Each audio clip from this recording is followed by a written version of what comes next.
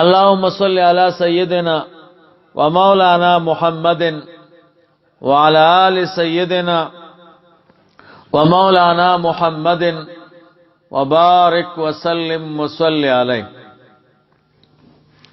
یو ملګری پوښتنه کړې ده چې اسرائیل علیہ السلام یوازې د انسانانو روحونه قبض کوي کدا عام حیواناتو هم؟ جواب دا ده اسرائیل علیہ السلام یو خپل وفد لري، یو خپل جماعت لري، د ملک الموت یو خپل جماعت ته. اسرائیل علیہ السلام مشر ده د انسانانو روحونو کې، دیم د دې وفد سره د دې جماعت او معاونینو سره امداد کوي. حیواناتو نه چې روحونه اخلي دومره ده چې دی ور سره معاونت نه کوي، باقی د په امر باندې کیږي.